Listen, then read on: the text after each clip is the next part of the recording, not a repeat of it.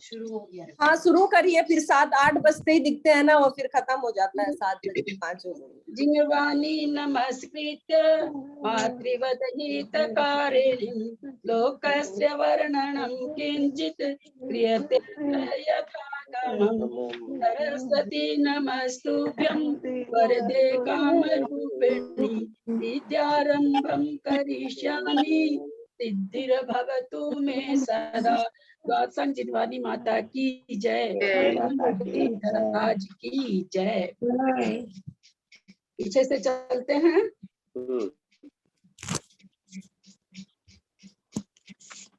शुरू से ही चला था। ललिता जी उल्टा शुरू से ही ले लीजिए।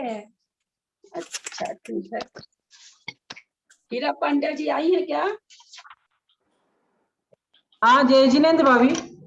हाँ आप पढ़िए भाई, उसमें जहाँ समझ में नहीं आएगा आप लोग पूछते जाइएगा, व्याख्या करते जाएंगे। शुरू से पढ़ना है। आपको एक चीज पूछना था आंटी। जय जिनेन्द्र, कुछ बोल रहे हैं क्या? आपको कुछ पूछना है? मेरे को भी एक पूछना था। एक वो क्वेश्चन आया था, उसमें अवस्थित आदि बंध कितने हैं? तो अवस्थित के तो 3 ही है ना, मतलब 8 7 6 करके जो हमने लिया था तो 3 आया था ना, ऐसे तो 4 है। अवस्थित आदि, एक मिनट सुनो, अवस्थित बंध कितने हैं? तो हमको अवस्थित का भेद लिखना था। अवस्थित आदि भेद कितने हैं, यानी भुजगार, अल्पतर।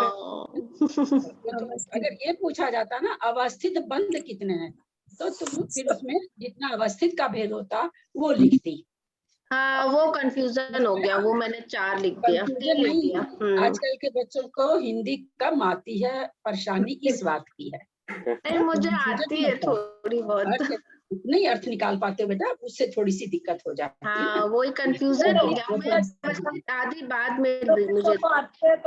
आंटी मैं पूछूं, आंटी कल आपने वर्ग शलाका बताया था ना?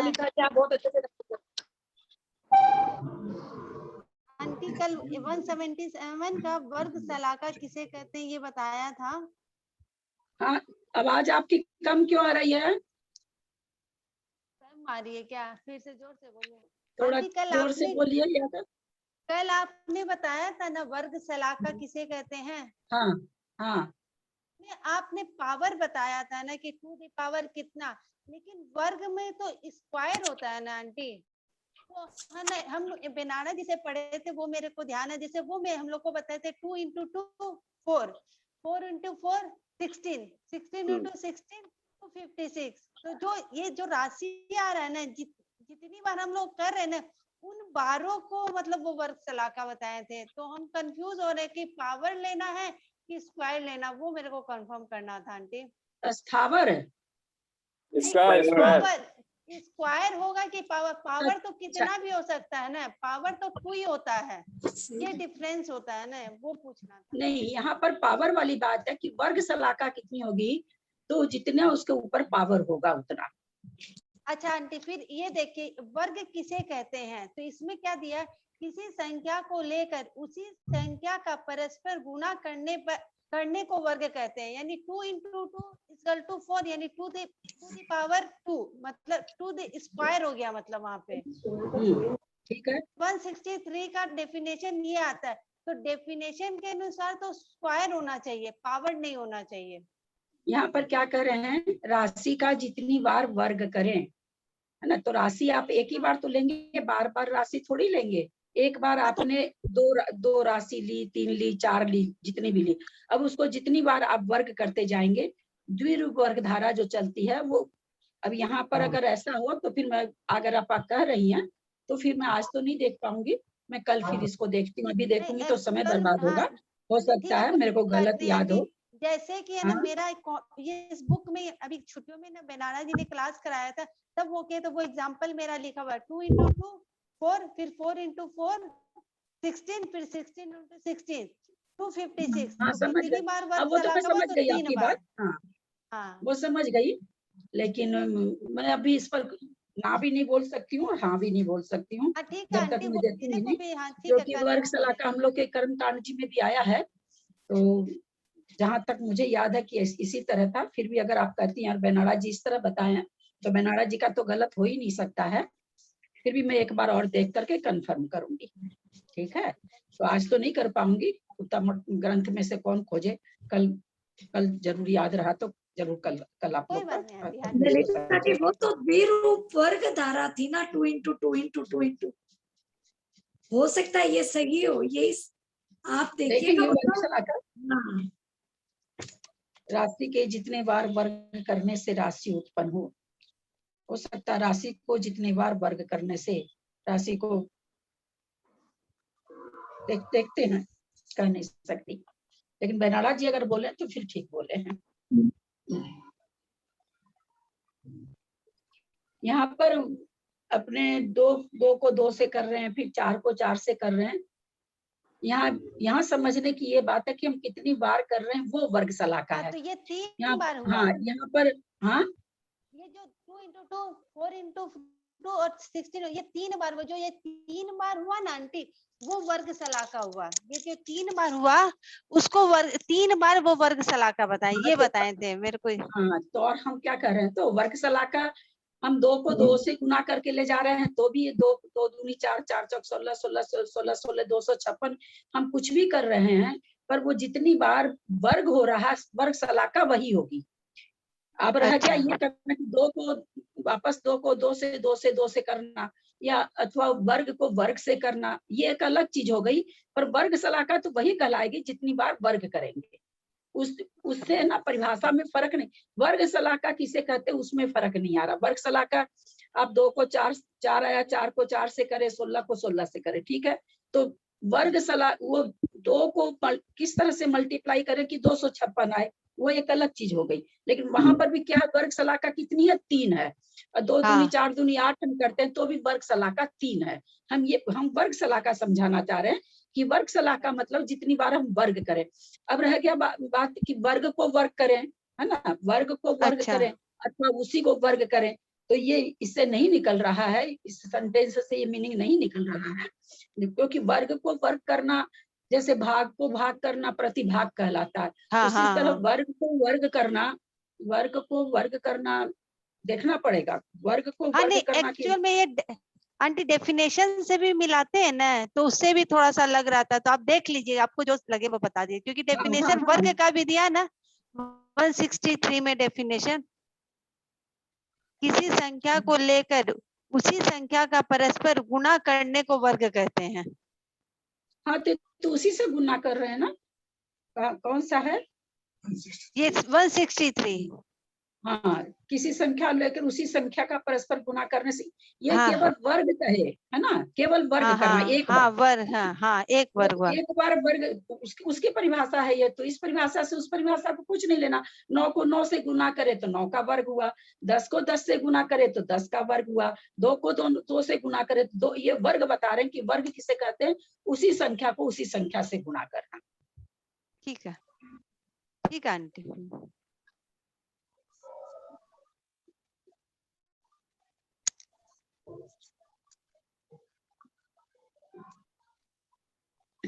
शुरू से चलना है ना, वर्ग सलाका याद दिलाइएगा, कल देखूंगी। शुरू से ही करवाइए जिससे पूरा हो जाएगा।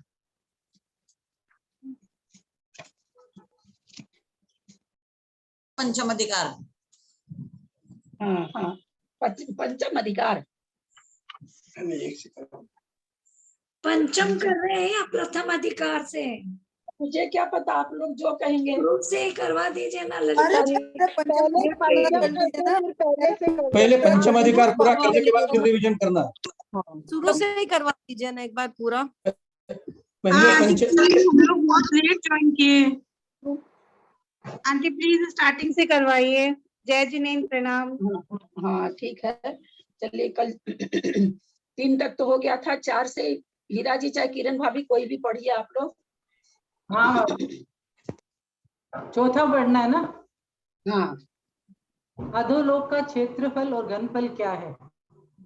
मुख और भूमि को जोड़कर आधा करना और उसमें पद योग अर्थात 7 राज्य ऊंचाई का गुणा करने से क्षेत्रफल प्राप्त होता है, और क्षेत्रफल में मोटाई का गुणा करने से घनफल प्राप्त होता है।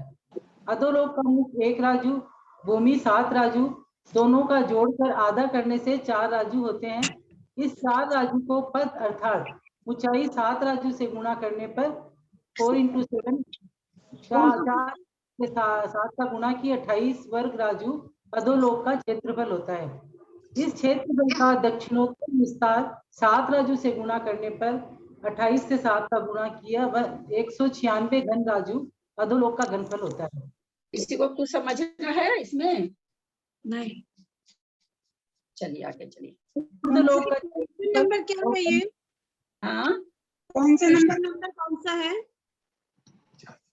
शुरू से इसका तीसरा अधिकार का चौथा प्रश्न पढ़ी है। ठीक है, तीसरा भाग का पहला अधिकार। ठीक। प्रश्न नंबर 5 है अधोलोक का क्षेत्रफल। सब कोई बंद कर लें अपना। म्यूट करवाइए ना, समझ में ही नहीं आता है कुछ। ऊर्ध्वलोक का क्षेत्रफल और घनफल क्या है? अर्ध ऊर्ध्वलोक मुख 1 राजू, भूमि 5 राजू, दोनों का जोड़कर आधा करने से 3 राजू होते हैं। 3 राजू को पद अर्थात ऊंचाई 3.5 राजू से गुणा करने पर, या आपने उस समय करेक्शन करवाए थे, इसमें आधा ऐसे लिखा 1 into माने आधा लिखा आधा राजू से, तो क्या बोलना है देखिए भाभी। 3 into 3.5 21/2। हाँ, गुणा करने पर 3 से गुणा करने पर 7/2 माने 21/2 वर्ग राजू अर्ध ऊर्ध्वलोक का क्षेत्रफल होता है। इस क्षेत्रफल को दक्षिणोत्तर विस्तार 7 राजू गुणा करने पर 147 गुणा 2/2 घन राजू क्रमशः पूरे ऊर्ध्वलोक का क्षेत्रफल और घनफल होता है।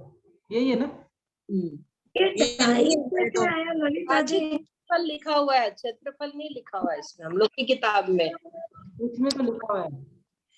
हाँ। ललिता जी, ये हाँ। 2.5 into 7 कहाँ से हो गया? 2.5 कहाँ से आ गया? 3 है। हाँ, 2.5 कहाँ है? हाँ, 2.5। दक्षिणोत्तर विस्तार 7 राजू से गुणा करने पर 2.5 into 7 आ रहा है। 21/2 है। हाँ, 21/2 into 7 है। ओ हम लोग की बुक में 2.5 into 7। नहीं 21/2 into 7 2.5 नहीं है, वो हाँ, 2 ये बीच में करवाए लिखा थे। गया है तो 21/2 ही, वो 2 जरा सा नीचे लिखा गया है, बस और कुछ नहीं है। हाँ। 2 जो लिखा हुआ है ना वो बीच में लिखा ललिता गया जी, है तो 21/2। 2.5 बनाया हुआ है, नीचे नहीं, बहुत नीचे था। अच्छा, पता चल गया, तभी मैंने कहा ये क्या हो गया, 2.5 into 7 कहाँ से आ गए? 21/2 गुना 7। ठीक है, हाँ ठीक। लोक की रचना किस प्रकार की है? अधोलोक, मध्यलोक और ऊर्ध्वलोक भेद से लोक के 3 भेद है। मेरू पर्वत के नीचे 7 राजू प्रमाण अधोलोक है। मेरू पर्वत के तल भाग से लेकर 6 राजू में रत्न प्रभा, शर्करा प्रभा, बालुका प्रभा, पंख प्रभा, धूम प्रभा, तमह प्रभा और महातमह प्रभा नाम की 7 पृथ्वियां हैं। इसके नीचे 1 राजू प्रमाण स्थान भूमि रहित तथा निगोद आदि 5 स्थानों से युक्त है। मेरू पर्वत की ऊंचाई प्रमाण मध्य लोक है। मेरू पर्वत 1000 योजन पृथ्वी के अंदर जड़ की गहराई है, 99,000 योजन बाहर अर्थात पृथ्वी पर है और 40 योजन की चूलिका है। ऊर्ध्वलोक की ऊंचाई मध्य लोक की ऊंचाई से कम 7 राजू प्रमाण है। मेरू पर्वत की चूलिका से 1 बाल का अंतर देकर लोकांत तक अर्थात 7 राजू पर्यंत ऊर्ध्वलोक है। ऊर्ध्वलोक में 16 स्वर्ग, 9 ग्रेवे, 9 अनुदिश, 5 अनुत्तर एवं सिद्ध लोक की रचना है। पूछना है एक किसी? सेकंड जी, रुकना है 1 सेकंड। ललिता जी, तो 21/2 into 7 147 कहाँ से आएगा? क्यों? 21 को आप 7 से मल्टीप्लाई करेंगे तो 147 आएगा ना। 7 एकम 7। अच्छा, करना है वो ऊपर की संख्या से तो गुना करेंगे। 7 को आप 7/1 लिख लीजिए तो आपको समझ में आ जाएगा।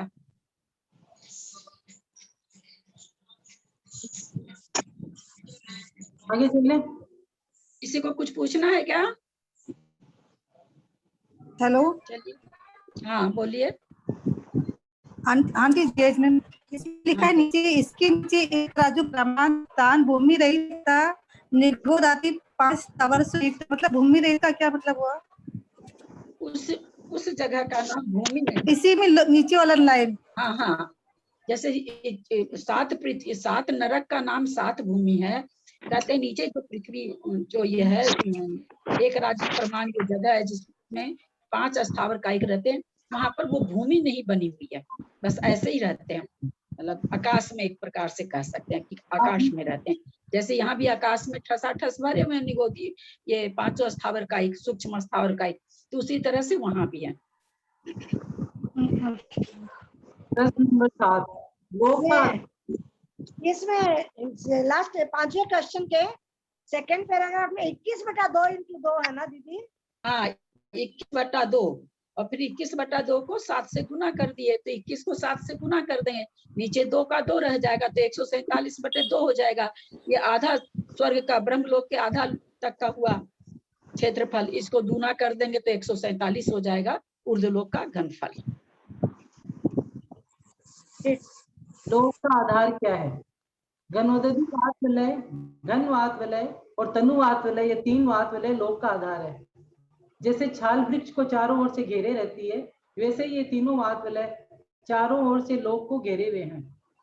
3 तहों के सदृश सर्वप्रथम गोमूत्र के वर्ण वाला घनोदधी वात वलय है, उसके पश्चात मूंग के वर्ण वाला घन वात वलय है और उसके पश्चात अनेक वर्ण वाला तनु वात वलय है। लोकाकाश के अधोभाग में दोनों पार्श्व भागों में नीचे से 1 राजू ऊंचाई पर्यंत अर्थात 5 स्थावर पर्यंत 7 नरक भूमियों के और ईसत प्रागभार नामक 8वीं पृथ्वी के नीचे तीनों वात वलय प्रत्येक 20-20 हजार योजन मोटे हैं। दोनों पार्श्व भागों में 1 राजू के ऊपर सप्तम पृथ्वी के निकट 8 दिशाओं में तीनों वात वलय यथाक्रम से 7, 5, 4 योजन मोटे हैं। फिर क्रमशः घटते हुए मध्य लोक की 8 दिशाओं में 5, 4, 3 योजन मोटे रह जाते हैं। फिर क्रमशः बढ़ते हुए ब्रह्मलोक की 8 दिशाओं में 7, 5, 4 योजन मोटे हो जाते हैं। फिर ऊपर क्रमशः घटते हुए लोकाग्र के पार्श्व भाग में 5, 4, 3 योजन मोटे रह जाते हैं। ये तीनों वात वलय लोक शिखर पर क्रम से 2 कोस, 1 कोस और 1575 धनुष प्रमाण मोटे रह जाते हैं। समझना है किसी को? हाँ ललिता जी, एक बार ये बात पहले बताए भी थे आप, अब ध्यान नहीं आ रहा है कैसे कैसे हैं पृथ्वियों पे? पृथ्वियों के सभी पृथ्वियां वात वलय के आधार से है, तो पृथ्वियों के नीचे 3-3 वात वलय हैं, तीनों वात वलय सभी पृथ्वियों के नीचे है। 8वीं पृथ्वी है उसके नीचे भी है और 8वीं पृथ्वी के ऊपर भी है।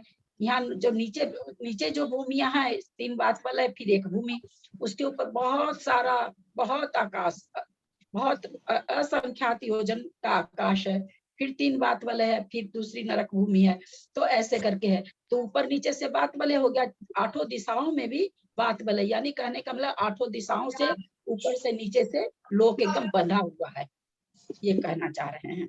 सिद्ध शिला के ऊपर भी वात वलय है और नीचे 7वीं भूमि के नीचे भी 3 वात वलय है। तो इस तरह से 8 दिशाओं से और ऊपर से नीचे से पूरा लोक वात वलय से घिरा हुआ है। यानी जैसे कोई चीज 8 रस्सी आप बना दीजिए, ऊपर नीचे कर दीजिए, उसके भी जैसे छीका पहले लगता था ना, रस्सियों का ऐसे बना के उसमें बर्तन उर्तन रखा जाता था, दही पहले बिल्ली उल्ली से बचाने के लिए पहले के जमाने में छीके बनते थे, तो वो समझ लिए उसी प्रकार से पूरा लोक घेरा हुआ है वात वलय के द्वारा। बिल्कुल हदर है, ये वात वलय के सहारे से है, ये इतना बड़ा लोक, जो 3 लोक इतना भारी, ये वात वलय के आधार से। आधार भूमि के बाद आकाश भी है बहुत, फिर वात वलय, आकाश तो बहुत ज्यादा, क्योंकि वात वलय का तो मात्र 20,000 योजन बोल रहे हैं, नीचे वाला का, साइड वाला तो बहुत कम है, 5, 4, 3 ऐसे करके है, लेकिन नीचे वाले तो 20-20 हजार योजन के है, तो 60,000 योजन मात्र हुआ। अब एक राजू की 1 भूमियां है, तो राजू तो बहुत बड़ा होता है, भूमि कितनी है ये भी अपने को बता दिया आचार्य। 60,000 योजन के 3 वात वलय हैं, तो बाकी चीज क्या है? बाकी तो असंख्यात योजन प्रमाण आकाश है 2 भूमियों के बीच में।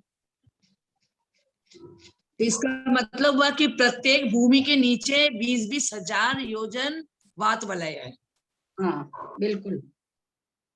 ललिता जी मेरे को पूछना है, ये ना हाँ, बोलिए। ईश 8वीं पृथ्वी है, उसमें लिखा है 8वीं पृथ्वी के नीचे तीनों वात वाले प्रत्येक 20-20 हजार योजन मोटे हैं। और सबसे लास्ट में लिखा हुआ है कि ये तीनों वात वलय लोक शिखर पर क्रम से 2 कोस, 1 कोस और 1575 धनुष प्रमाण मोटे रह जाते हैं। तो ये लोक शिखर और ये 8वीं पृथ्वी, तो इन दोनों में क्या मतलब? लोक शिखर लोक शिखर का मतलब वही 8वीं, लोक शिखर का मतलब हुआ लोक का अंत, जहाँ सिद्ध परमेष्ठी तनु बात वलय से सबसे ऊपर में तनु मतलब सबसे भीतर घनोदधि बात वलय, घन बात वलय, फिर तनु बात वलय है। तो बाहर की ओर तनु बात वलय हुआ, तो सिद्धों का जो सिर है वो तनु बात वलय में सटा हुआ। सिद्ध तो तनु बात वलय में भी नहीं है, इसमें तो है ही नहीं, घनोदधि में घन बात में तो है ही नहीं। तनु बात वलय भी 1575 योजन मोटा है, उसमें भी 1-2 हिस्सा के बाद है फिर सिद्ध।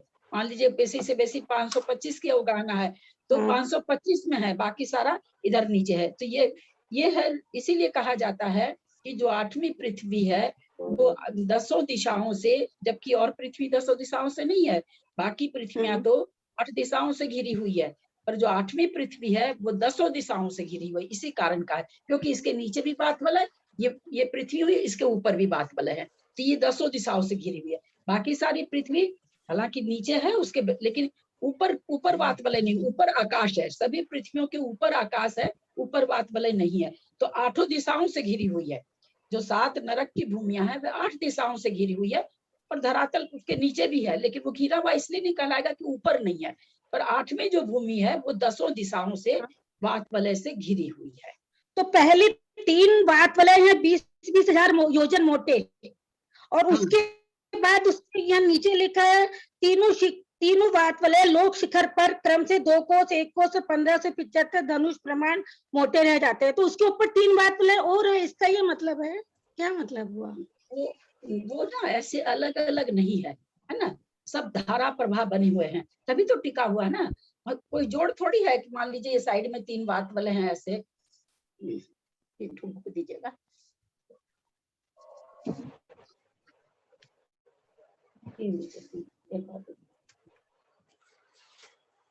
अब जैसे ये साइड में 3 बात वाले हैं, है ना, हाँ, घेर करके हैं, हाँ?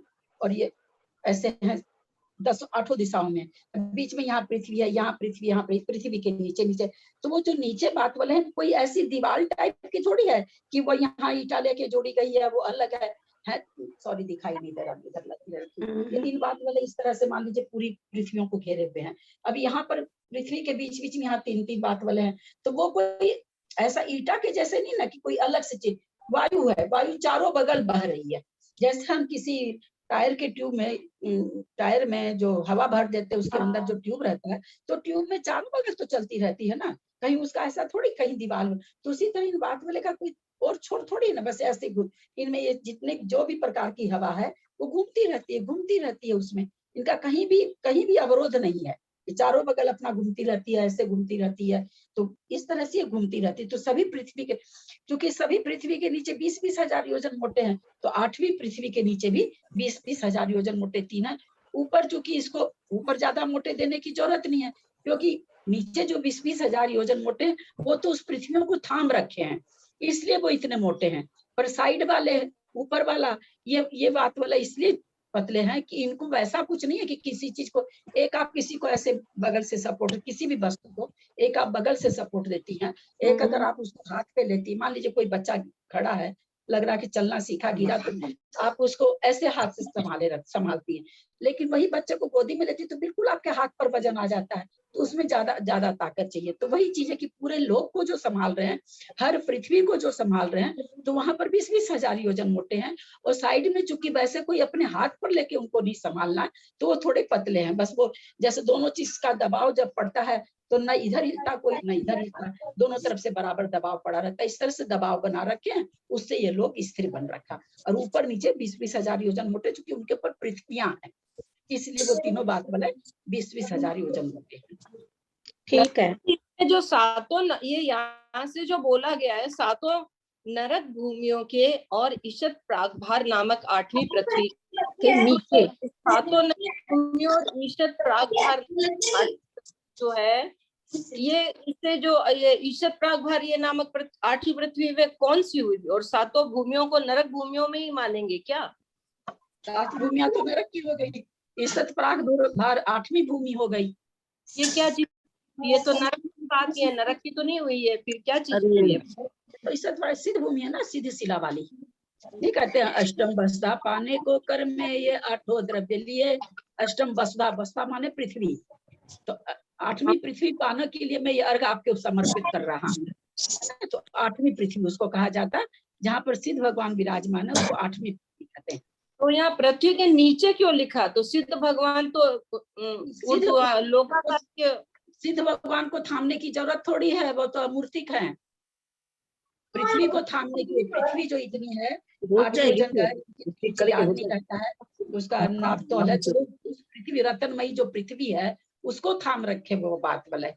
वो सिद्ध भगवान को नहीं, सिद्ध भगवान तो हदर भी हैं और वो तो मूर्ति का, उनमें थोड़ी कोई वजन है, वो तो तनु बात वाले में है, उनको तो कोई लेना ही देना नहीं है, वो किसी चीज को स्पर्श थोड़ी कर रहे हैं।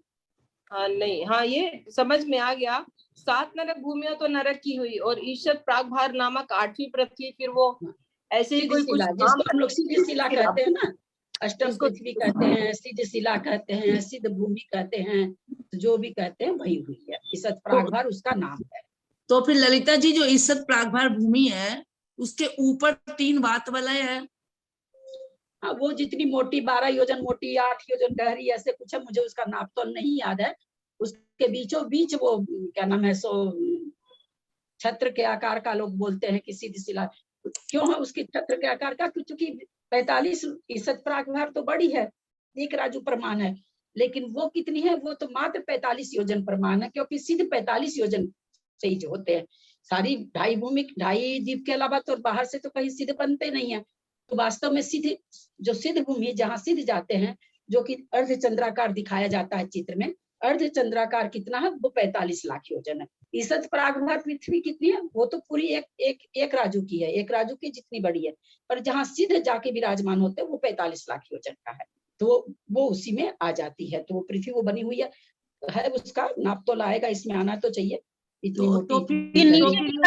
फिर ये जो 1575 धनुष प्रमाण जो लिखा हुआ है, तो इस 1575 धनुष प्रमाण के अंदर में 525 के अंदर में सिद्ध भगवान रहते हैं।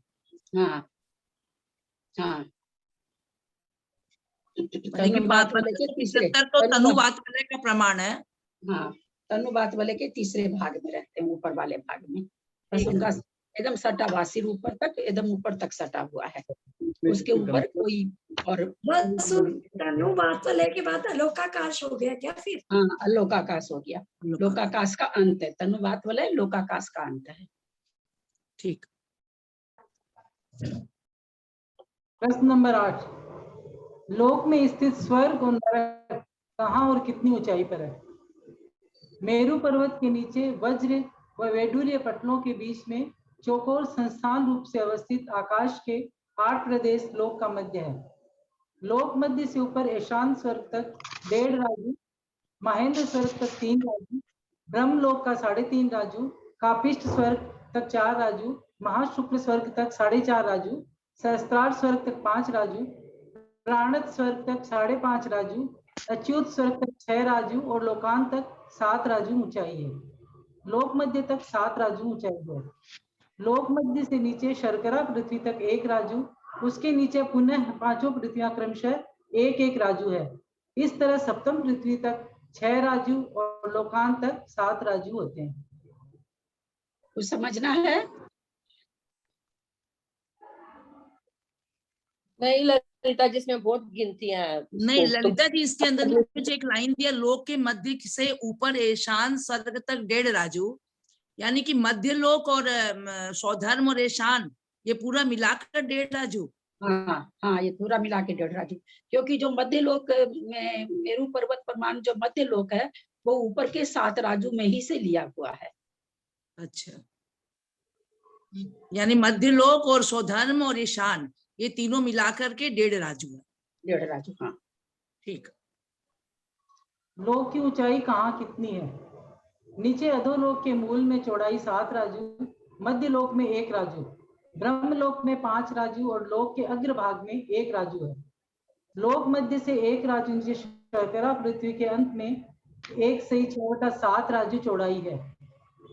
उससे एक राजु नीचे बालुका प्रभा के अंत में 2/5/7 राजु चौड़ाई है।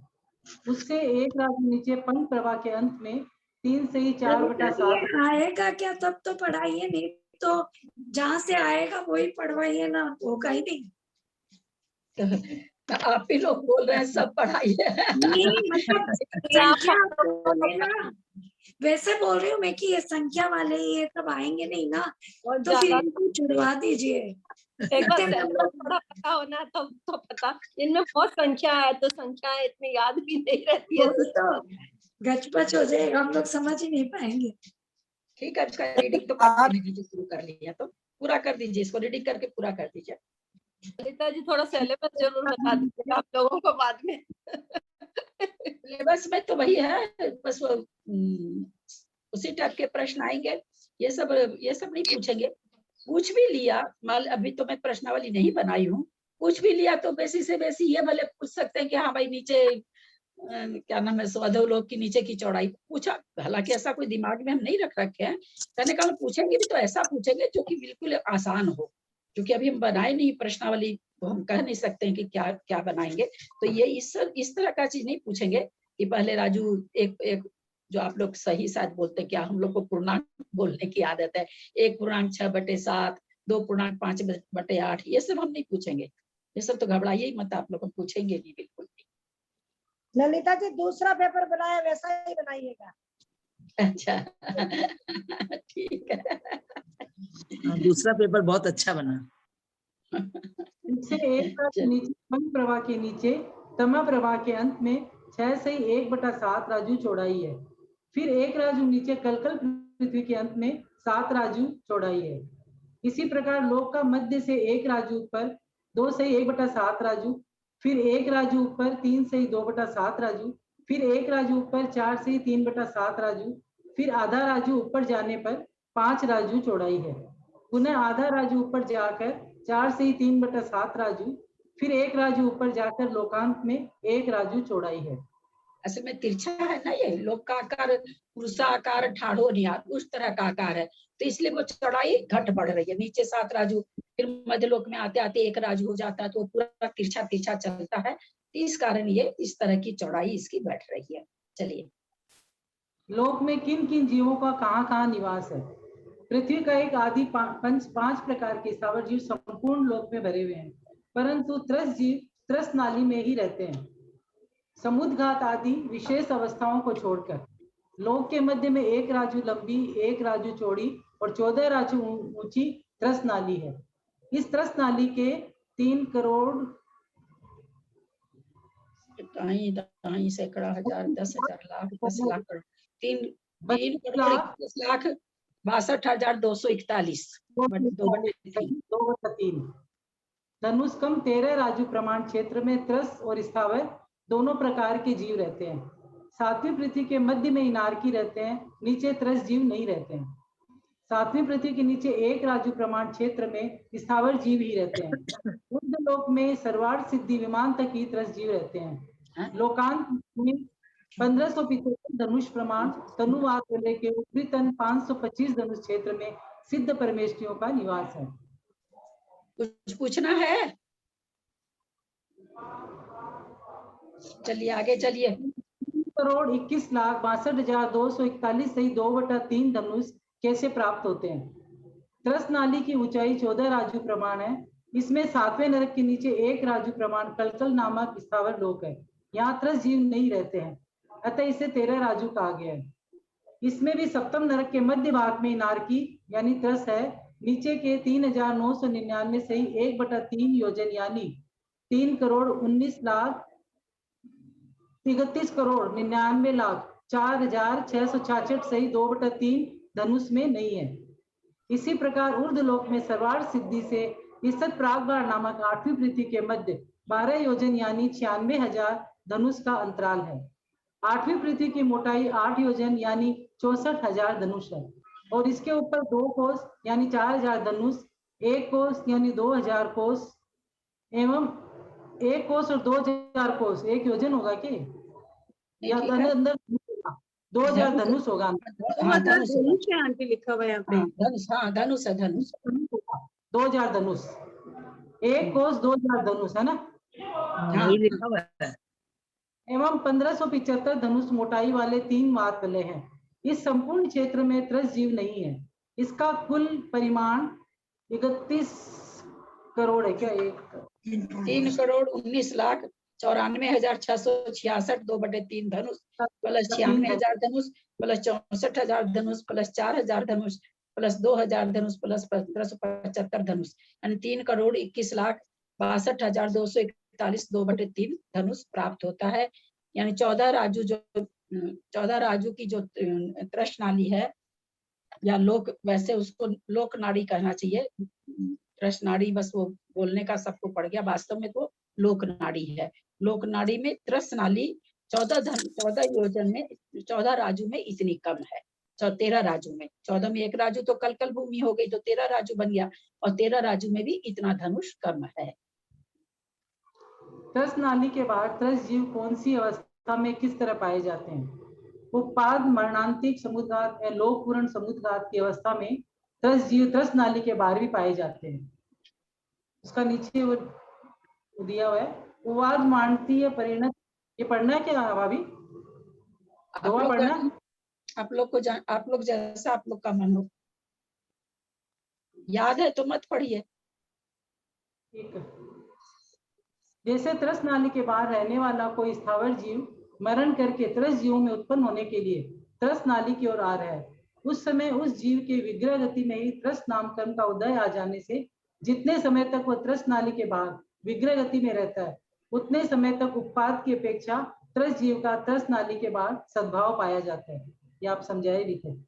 त्रस्त नाली के भीतर रहने वाला कोई त्रस्त जीव त्रस्त नाली के बाहर स्थावर जीव में उत्पन्न होने के लिए मरण से पूर्व मरणांतिक समुद्घात करता है। मरण से पूर्व उस जीव के त्रस्त नाम कर्म का उदय होने से त्रस्त नाम कर्म सहित वह जीव त्रस्त नाली के बाहर पाया जाता है।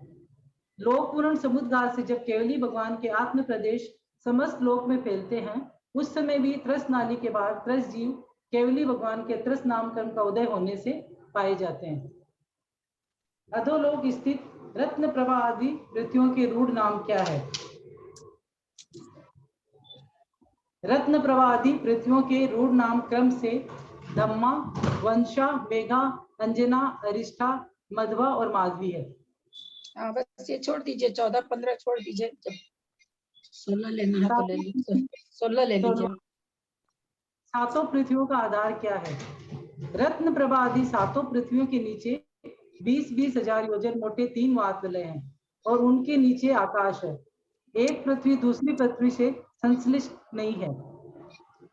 पृथ्वी की मोटाई से कम एक राजू के अंतराल में पृथ्वियां स्थित है। रत्न प्रभा आदि पृथ्वियों में पटलों की संख्या कितनी है? रत्न प्रभा पृथ्वी, एक सेकंड जी, ये पृथ्वी की मोटाई से कम मतलब क्या हुआ? हाँ, एक राजू की दो पृथ्वी के बीच में अंतराल एक राजू का है, तो वो ये कहना चाह रहे हैं कि पृथ्वी जितनी मोटी है, सातों पृथ्वियों की मोटाई अलग अलग है। जो कि ऊपर आया था मैंने छोड़ दिया है ना, ये पढ़ने का है ना। 16 द्वितीय पृथ्वी आदि का बाहुल्य मोटाई क्या है? 32,000 है, 28,000 है। तो कह रहे हैं एक राजू में से, जैसे 32,000 है जिसका 32,000 योजन है, एक राजू में से 32,000 योजन निकाल दीजिए, तो निकाल करके जो बचा उतना राजू का शेष बचा जितना राजू का अंतराल है एक पृथ्वी से दूसरी पृथ्वी के बीच में।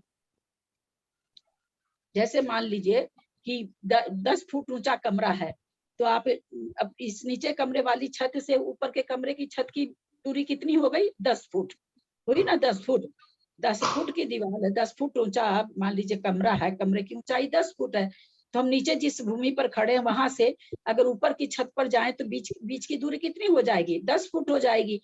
उसमें और जितनी मोटी छत है, जो ऊपर की छत मान लीजिए कि खूब मोटी कोई बनाया, 1 फुट मोटी बना दिया, तो 10 फुट में 1 फुट माइनस हो गया, तो बीच का हिस्सा कितना बचा? 9 फुट बचा। तो वही ये बताना चाह रहे हैं कि एक राजू के अंतराल पर है सारी भूमियां, लेकिन उस अंतराल में से कितना घटा दीजिए? तो कह रहे हैं एक जो नरकों की मोटाई है उसको घटा दो, घटा करके बाकी जो बचा वो अंतराल है 2 पृथ्वियों के बीच का। रत्न प्रभा आदि पृथ्वियों में पटलों की संख्या कितनी है? रत्न प्रभा पृथ्वी में 13, शर्करा प्रभा में 11, बालुका प्रभा में 9, प्रंग प्रभा में 7, धूम प्रभा में 5, तमः प्रभा में 3 और महातम प्रभा में 1 पटल है। सातों पृथ्वी के कुल पटलों की संख्या 49 है। ये पटल एक से संश्लिष्ट है। रत्न प्रभा आदि पृथ्वियों में बिलों की संख्या कितनी है? और बिलों जुड़े हुए, हाँ, लगे हुए, एक दूसरे से लगे हुए हैं, सटे हुए हैं। पृथ्वी आपस में संश्लिष्ट नहीं है, परंतु ये पटल हैं जो कौन से पटल, 49 के 49 पटल नहीं, जैसे जो 13 पटल है पृथ्वी के, आपस में एक एक पृथ्वी के पटल आपस में संश्लिष्ट हैं। पृथ्वी आपस में संश्लिष्ट नहीं है, उनके जो पटल हैं वो आपस में संश्लिष्ट हैं। एक एक पृथ्वी के, सारे पृथ्वी के नहीं, एक एक पृथ्वी के सब संश्लिष्ट है। रत्न प्रभा आदि पृथ्वियों में बिलों की संख्या कितनी है और बिलों की रचना कहाँ पर है? रत्न प्रभा आदि पृथ्वियों में छोड़ दीजिए ये सब, छोड़ दीजिए ये लोग जब कह रहे हैं तो आगे 20 पढ़िए। ललिता जी, जो पटल ना बोले आप संश्लिष्ट नहीं है एक एक पृथ्वी के, तो एक पृथ्वी से दूसरा पटल संश्लिष्ट हुआ, फिर तीसरा संश्लिष्ट हुआ, चौथा हुआ, तो सारे तो मिल ही गए ना, ये सब एक से दूसरा हुआ, दूसरे से तीसरा हुआ, एक छोड़ा हुआ है। एक मिनट भाभी, एक पृथ्वी का, जैसे आप एक बिल्डिंग बनाए 10 तल्ले की, वो 10 तल सटे हुए हैं, उसके बगल में एक बिल्डिंग और है 10 तल्ले की, वो भी आपके तल्ले में जुड़ी हुई है क्या? नहीं जुड़ी हुई। तो वही ये कहना चाह रहे हैं, आपस के एक नरक के बिल तो संश्लिष्ट हैं। जैसे 13 पटल है किसी पृथ्वी में, 13 पटल मतलब तल्ला, पहले भी हम लोग समझे थे तल्ला, तो 13 तल्ला आपस में संश्लिष्ट एक दूसरे से जुड़े हुए हैं। लेकिन प्रत्येक पृथ्वी वाले नहीं आपस में जुड़े हुए हैं, एक एक पृथ्वी के आपस में, जैसे एक बिल्डिंग के जितने भी फ्लोर रहते हैं वे आपस में एक में रहते हैं, और दूसरी बिल्डिंग का फ्लोर इसमें नहीं सटा हुआ रहता है। तो उसी तरह से प्रत्येक नरक की भूमिया संश्लिष्ट नहीं है। पहले इसके पहले क्वेश्चन आया ना, उत्तर आया ना कि प्रत्येक भूमिया आपस में संश्लिष्ट नहीं, कहाँ से संश्लिष्ट होगी? पृथ्वी के ऊपर असंख्यात योजन प्रमाण तो आकाश है, फिर 20-20 हजार योजन का 3 वातवलय है, फिर एक भूमि है, फिर उस भूमि के ऊपर असंख्यात योजन आकाश है, फिर 3 वातवलय है, फिर दूसरी भूमि है, तो आपस में संश्लिष्ट नहीं है। लेकिन एक ही नरक में जो 13 पटल है, किसी में 9 है, किसी में 11 है, वे आपस में संश्लिष्ट हैं। ये एक पटल का दूसरे पटल में चला जाता है क्या नारकी? गए तो बहुत बार, याद नहीं है।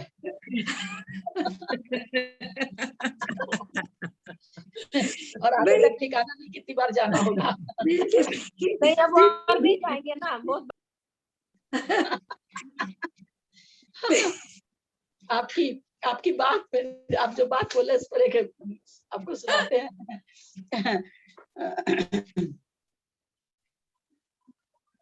रयन सार जो कुंदकुद आचार्य, मतलब अपने लोग कुंदकुद आचार्य के नाम से बहुत बहुमान आता है, और कुंदकुद आचार्य अगर कह देते हैं कि चौथा गुण स्थान वर्ती भी शुद्ध उपयोग है, जैसा लोग मान के बैठे हुए हैं, तो अपने को शुद्ध उपयोगी मान लेते हैं।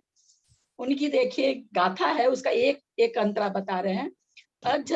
अध्ययन मेव ध्यानम, यानी अध्ययन ही ध्यान है, श्रुत का अध्ययन ही ध्यान है। देखिए कितनी बड़ी बात कुंद आचार्य लिख रहे हैं रयन सार में। तो मतलब श्रुत का बहुमान कितना अच्छा होता है, कितना बढ़िया होता है। फिर वहां पर और व्याख्या करते कहते हैं कि जो ध्यान पूजा करते हैं तो उससे तत्कालिक लाभ मिलता है। जैसे आप पूजा विधान करके घर गए, पूजा करके गए, हो सकता है कोई पंक्ति हमको बहुत अच्छी लग जाए, या बहुत अच्छे से द्रव्य, आज तो मन बहुत लगा, पूजा में बहुत मन लगा, तुम अपने मन में भी खुश हो लिए, आधी 1 घंटा घुस हो लिए, बस कहाँ पूजा, कहाँ जाप, कहाँ माला, कहाँ ध्यान, सब मतलब सब कहते हैं तत्कालिक लाभ है कि बस तो बोला जैसे कपड़ा को सुखा दिया, कपड़ा का पानी खत्म, कपड़ा सूख गया, पानी था कि नहीं ये भी पता नहीं है, तो उसको कहा जाता है सुखा डाला, पोंछ डाला। पूजा करके आए, विधान करके आए, जाप करके आए, समाइक में बैठे, उसके बाद उठे, एक थोड़ी देर क्या पता कुछ रहता भी है, लेकिन कहते हैं परंतु स्वाध्याय एक ऐसी, उसी में आया है, परंतु स्वाध्याय एक ऐसी चीज है जो 23 घंटा चिंतन चलाता है कि आज ऐसे आया था, उसमें ऐसे था, उसमें ऐसे था, ये था, ये था, बोला चलते फिरते जबरदस्त उपयोग को लगाए रखता है, स्वाध्याय, इसलिए कहते हैं अध्ययन ही ध्यान है। बहुत अच्छी चीज आज पढ़ने को मिली। एकदम सही बोली आपने ललिता जी। प्रश्न है यहाँ पे मेरा थोड़ा हटके। आज मेरे आंटी को पढ़ने आपने को अभी कहा कुंकुंद आचार्य क्या चौथे में शुद्धोपयोग को मानते हैं? वो नहीं मानते हैं, वो तो अभी अपने लोग पंचास्तिकाय पढ़ेंगे तब देखना कि क्या कह रहे हैं। हाँ आंटी, लेकिन बहुत हम ज्यादा लोग फैला हुआ है ये चीज। हाँ। हम लोग मान रखे हैं ना, वो तो हम लोग वो तो कहीं करते ही नहीं है। हम लोग अपनी हम अब वही चीज हो जाती ना कि आप एक वो गाथा बोल रहे हैं, ठीक है, एक गाथा का 3 स्टेंजा तो सुना नहीं। जैसे एक कहते हैं ना कि कोई महाराज प्रवचन कर रहे थे तो वो क्या उसमें कुछ बोले कि क्या वो मछली को आटा मिला के क्या खिलाने से मछलियां फंसती, कुछ इसी तरह से कोई चलता हुआ मछुआरा सुन लिया और उसने वो इस तरह से करने चालू किया। करते करते सुनते उसको बहुत सारा पैसा हो गया, 8-10 कोठी गाड़ी जो भी होना था बहुत हो गया। आया महाराज जी को धोख खाने, मतलब महाराज जी हम तो आपके चलते बहुत बड़े, में तो मेरे पास तो कुछ भी नहीं था, 2-4 मछलियां पकड़ता था, जैसे तैसे खाना खाता। तो बोले भाई तो हमने क्या कर दिया तुम्हारा, मैंने तुमको आज तक देखा ही नहीं। बोले महाराज जी जो आपने उस दिन उपाय बताया अपने प्रवचन में कि आटा खिलाने से मछलियां फंसती, कुछ इस तरह का जो भी बोलेंगे, मुझे प्रथमान योग का थोड़ा कम ही याद रहता, बस भाव वासना रहती है कि ऐसा हुआ था। महाराज जी अपना सर पकड़ लिए, कहाँ क्यों अनर्थ हो गया कि वो चारों लाइन तो सुना नहीं, वो कुछ और महाराज जी उसका उदाहरण देके समझाना चाह रहे थे, उतना सा सुन के जाके उसने ये काम कर लिया। तो वही चीज है कि कुंकुंद आचार्य कहीं नहीं कहते, अभी अपने लोग पंचास्तिकाय पढ़ेंगे ना उसमें आ जाएगा कि किसको बोलना चाहिए मैं शुद्ध हूँ, मैं बुद्ध हूँ, मेरे कसाय नहीं है, मेरे नो कर्म नहीं है, मेरे द्रव्य कर्म नहीं है, मेरे भाव कर्म नहीं है, किसको बोलने की योग्यता है। पंचास्तिकाय हम लोग पढ़ेंगे, उसमें गाथा आएगी, हम लोग बढ़िया से समझेंगे उस समय। दीदी ये वाली गाथा थोड़ा सा ग्रुप में भेज दीजिएगा ना, अभी जो रहनसार से आप बताए हैं। मैं तो एक ही कड़ा लिखी हूँ, 1/4 है, 1/4 भेज दूंगी।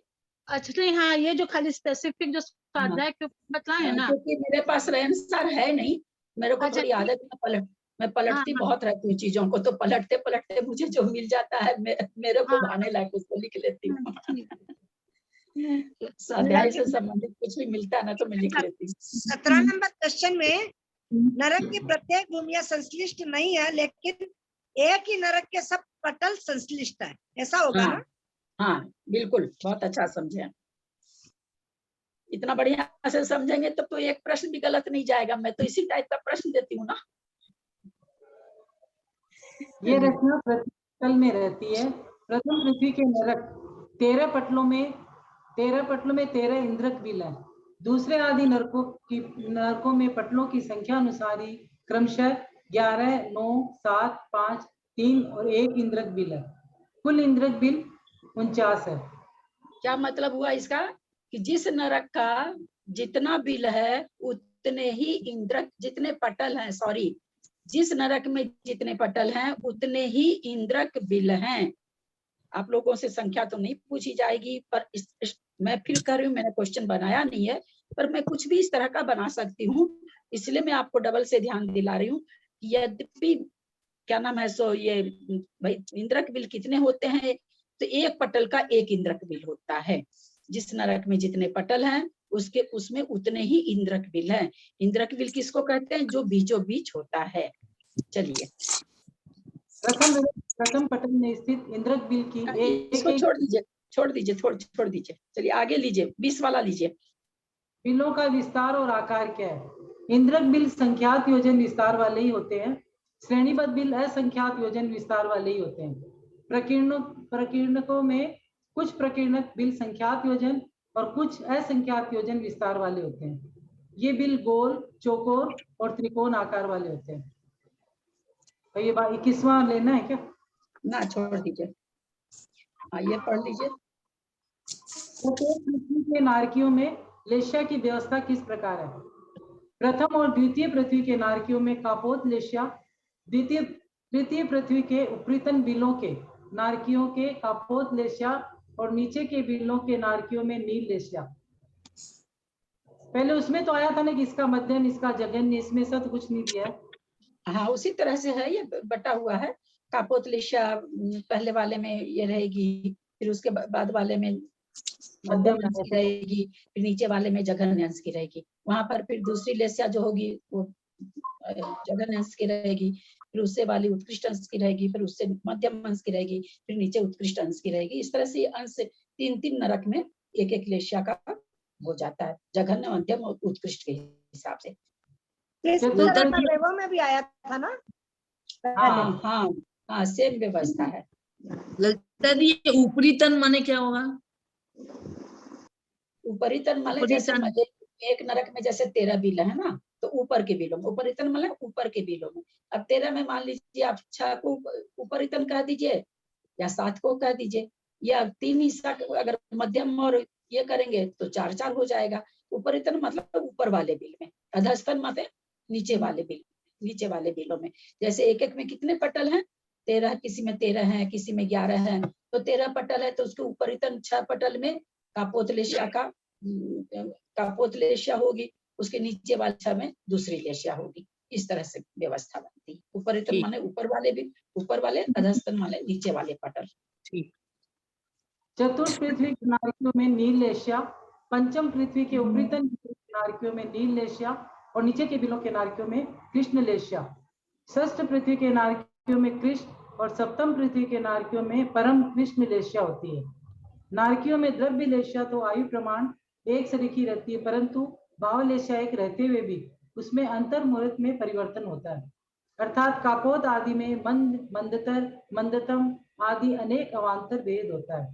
क्या मतलब इसका क्या समझे? नारकियों में द्रव्य लेशिया। हाँ, एक मिनट, आप क्या समझे ये बताइए तो। कौन क्या समझा? नारकियों में द्रव्य, एक बार पढ़ देने दीजिए फिर से हमको, वो तो थोड़ा रीडिंग टाइप का पढ़ रही है ना।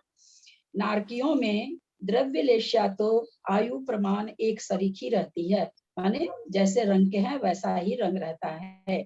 द्रव्य लेशिया हम लोग जान चुके हैं, शरीर के रंग को कहते हैं, परंतु भाव लेशिया एक रहते हुए भी उसमें अंतर मुहूर्त में परिवर्तन होता रहता है। इसका क्या मतलब हुआ?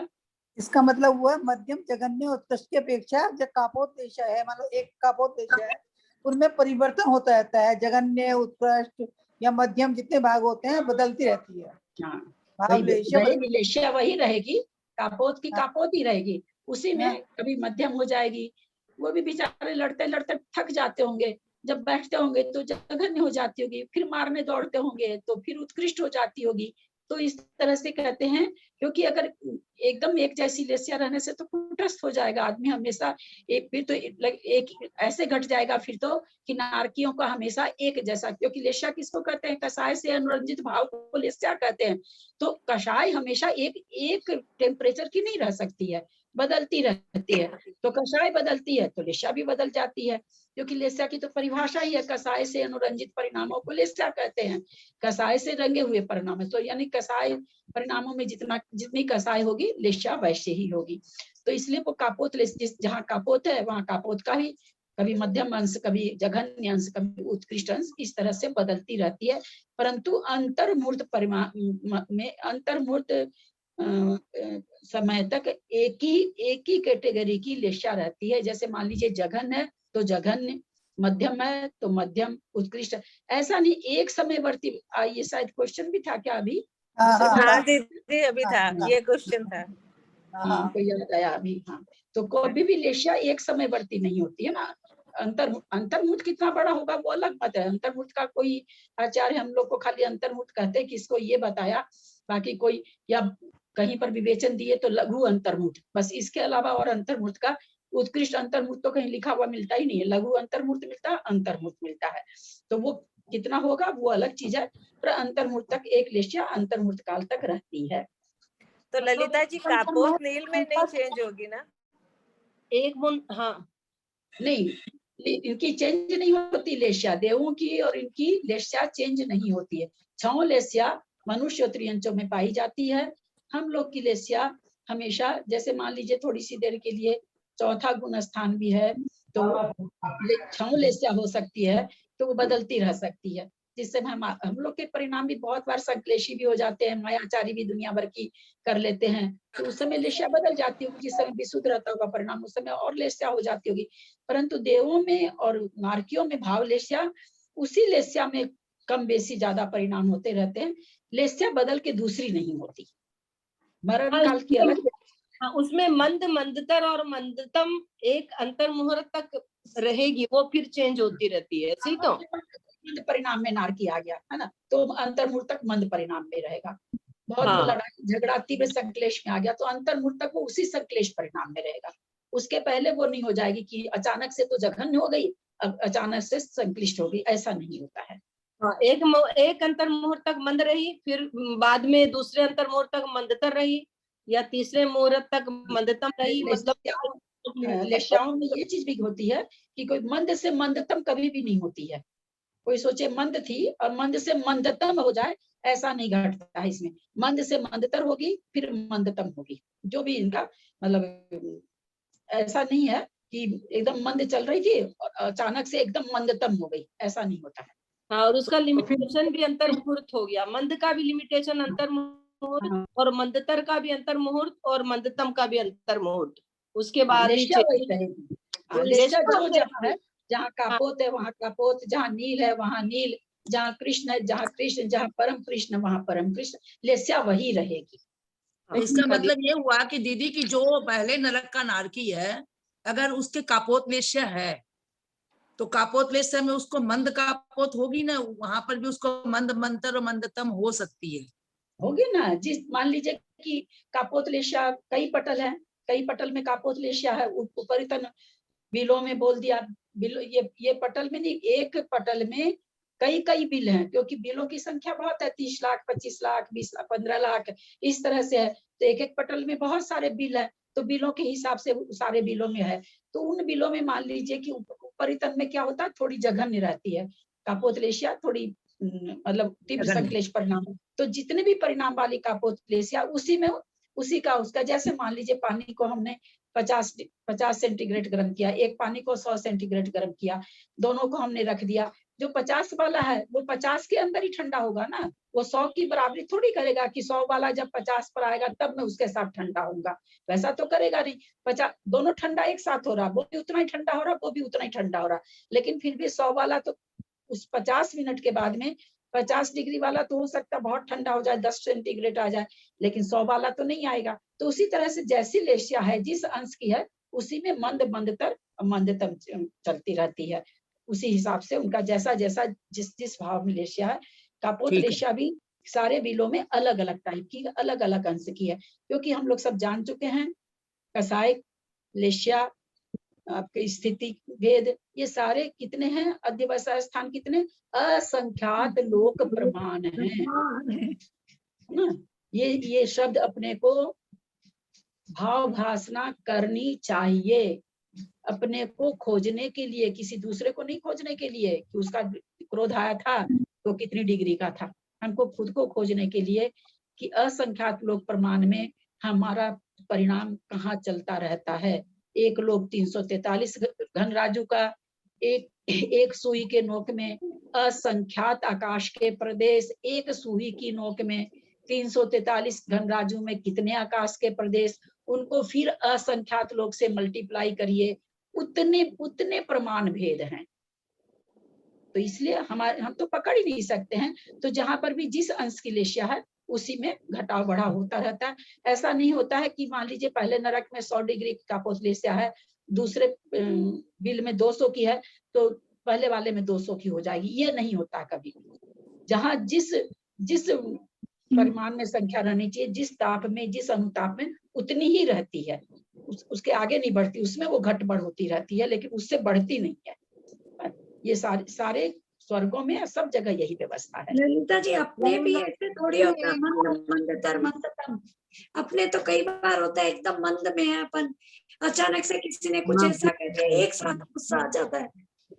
तो ये जो वो आपको लगा कि एक साथ आ गया है ना, उसमें असंख्यात समय बीत गए और असंख्यात उतार चढ़ाव आ गया। नहीं मतलब ऐसे मंद मंद है वैसे ही। अगर ऐसा नहीं हो, हाँ सुनिए, अगर ऐसा नहीं होगी ना तो सटगुनी हानि वृद्धि नहीं बैठेगी। अच्छा, वो उतनी ही देर में सटगुनी हानि वृद्धि हो गई। हमको समय पकड़ में नहीं आता है ना। ये समयवर्ती परिणाम है। समयवर्ती ऊंचा नीचा ऊंचा हो रहा चाहे नीचा हो रहा, हम कहाँ समय को पकड़ते हैं। हमारे तो जो बहुत क्रोध होता है, हाँ हम बहुत क्रोधी हुए हैं या हम बहुत ठंडे हैं, हमारे पास तो बहुत शब्द सब में लगा हुआ है। बहुत थोड़ा वाला चीज तो हम लोग को पकड़ में नहीं आता है ना। उसमें ललिता जी प्लीज एक बार आप वापस से शुरू से बोलिए ना, बीच में चर्चा में थोड़ा कम मतलब वो बीच